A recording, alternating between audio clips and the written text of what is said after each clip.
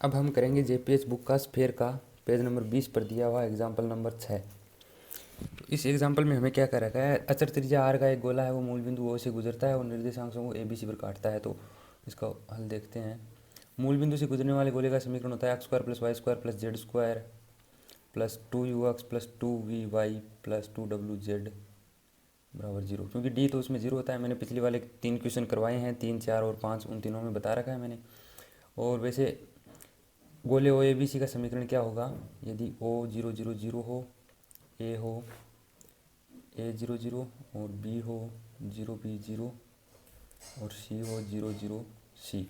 तो गोले ओ A B C का समीकरण क्या हो जाएगा हमारे पास में, X square plus Y square plus Z square minus A X minus B Y minus का C Z is equals to 0। ये मैंने जो पीछे 3, 4 और 5 तीनों क्वेश्चन करवाए उनमें बताया है ये समीकरण कैसे आए, वो वीडियो देख लीजिए आप, नहीं तो ये वीडियो थोड़ी ज़्यादा बड़ी हो जाएगी, ठीक है। और अब करते हैं हम आगे का क्वेश्चन। अब प्रश्नानुसार क्या दे रखा है हमें, गोले की त्रिज्या क्या है आर। तो आर बराबर इस गोले का केंद्र के निर्देशांक क्या होंगे, a/2 b/2 और c/2। एक्स वाई और जेड के जो गुणांक है उनमें -2 का भाग लगाने पर हमें केंद्र के निर्देशांक प्राप्त होते हैं। और त्रिज्या निकालने का फॉर्मूला क्या होता है, आर बराबर √ जो केंद्र के निर्देशांक होते हैं u, v और w, है ना। तो उनका u square plus V square plus W square minus D, ठीक है। तो यहाँ पे भी वही करेंगे हम। u क्या है यहाँ पे, a/2 का स्क्वायर प्लस b/2 का होल स्क्वायर प्लस c/2 का होल स्क्वायर माइनस डी का मान क्या होगा 0। तो R square is equals to क्या हो जाएगा, a square plus B square plus C square बट्टे 4 और a square plus B square plus C square बट्टे बराबर 4r स्क्वायर हो जाएगा। ये हमारे पास में समीकरण नंबर 2 मान लेते हैं और ये समीकरण नंबर 1 मान लेते हैं, ठीक है। अब हमें क्या दे रखा है, एक समतल है। तो माना समतल ए बी सी का समीकरण निम्न है। तो x/a plus y/b plus z/c is equals to 1। ये समतल का समीकरण है, इसे 3 नंबर समीकरण मान लेते हैं। अब हम बिंदु O से समतल के ऊपर एक लंबवत रेखा खींचते हैं। बिंदु O से समतल 3 पर लंबवत रेखा खींचते हैं।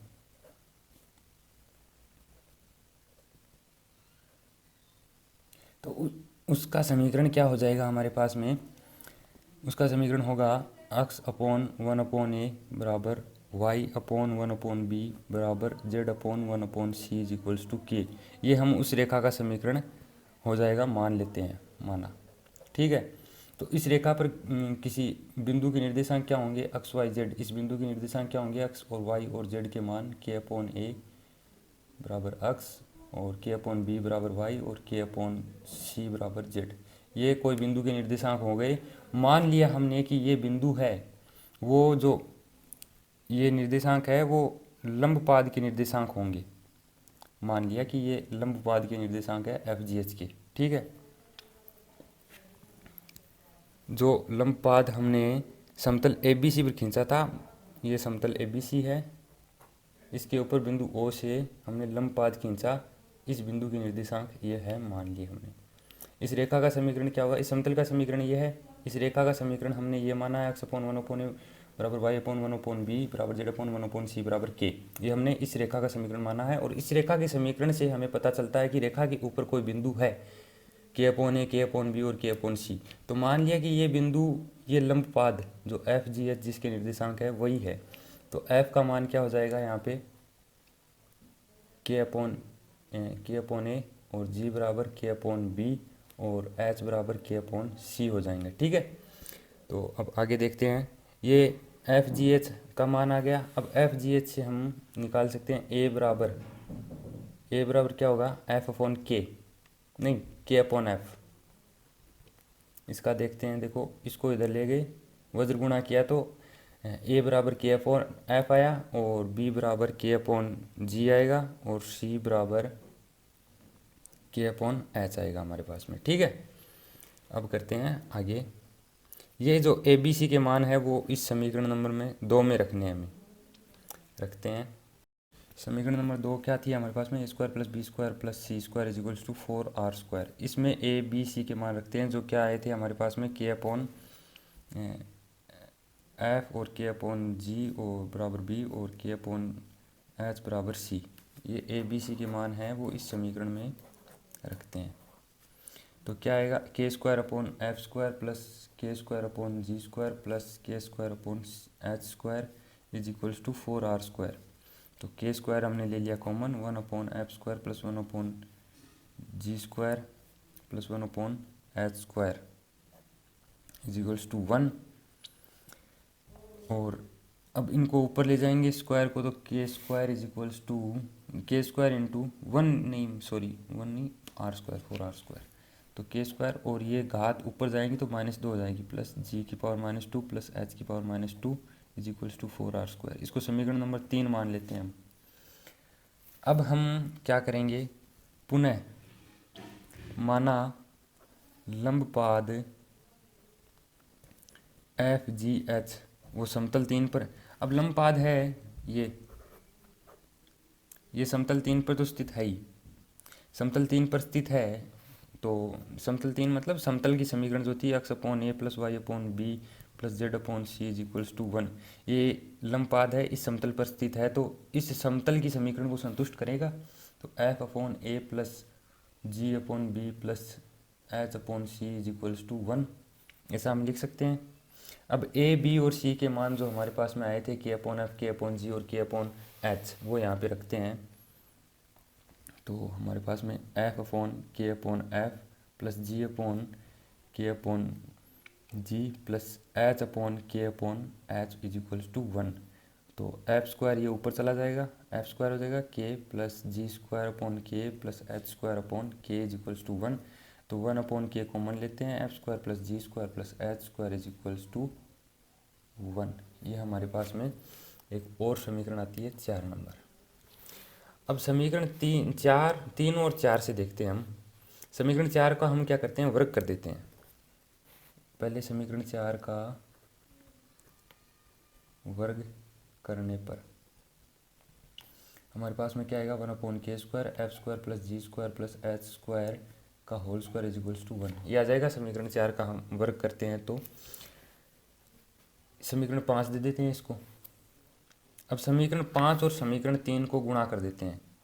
समीकरण 3 गुणा 5 से यहाँ पे क्या है, के स्क्वायर इंटू एफ की पावर -2 प्लस जी की पावर -2 प्लस एच की पावर -2 इंटू 5 नंबर समीकरण क्या है, 1/k² plus into 1/k² into F square plus G square plus H square का whole square is equals to बराबर में क्या है, 4r² इंटू 1।